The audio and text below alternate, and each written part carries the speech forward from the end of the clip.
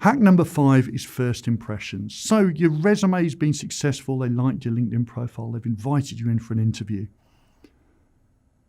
That first impression will make a really, really big difference, because as human beings, we're very good at making judgment calls based on first impressions.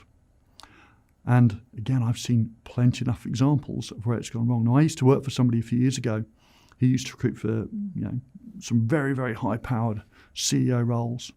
He used to make a decision on whether that a person was going to make the shortlist before that person ever opened their mouth.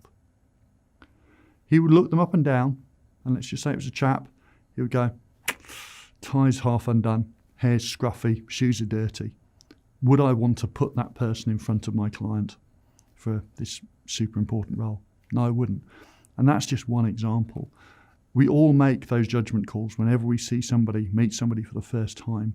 So always dress to impress. Now, obviously, you don't always wear a suit and tie, if you're going for a job in a marketing company or something like that, maybe not relevant, but dress appropriately.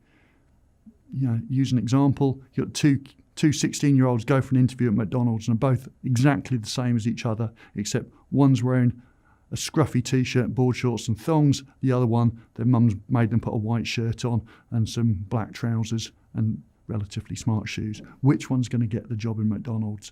Chances are it's the one who's wearing the white shirt, because they look neater.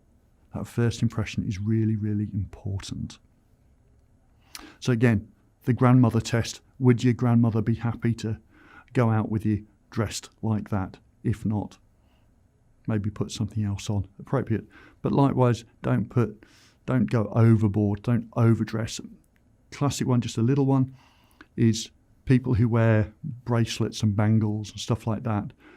Because nothing's more annoying when you're sitting on the other side of an interview desk and somebody's wrist on the table rattling and shaking, and so annoying. Take anything rattly and jangly off.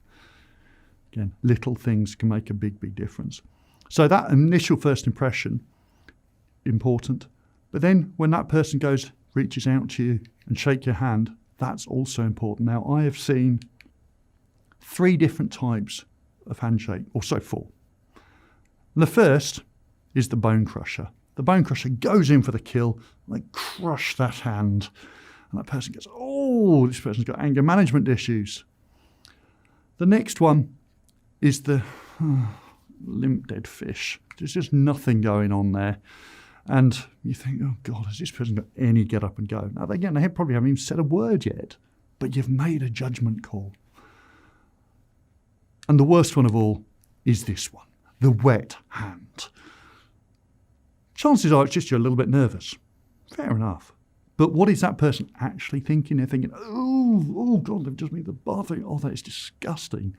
Again, it's probably not doing your chances of success any good whatsoever. So when you just get some advice, go and shake somebody's hand who you like and ask them for their feedback. And if you're a bone crusher, chill out, do some yoga, some meditation, calm down.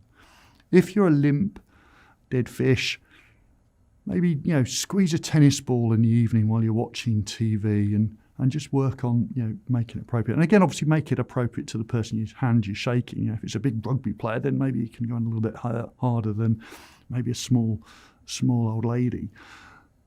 But then particularly this final one, you don't want to have wet hands. So what I always say is when you stand up, just push your hands off your legs like that or go in like that, and you've just dried your hand. It's the Fairbairn method, but it does work.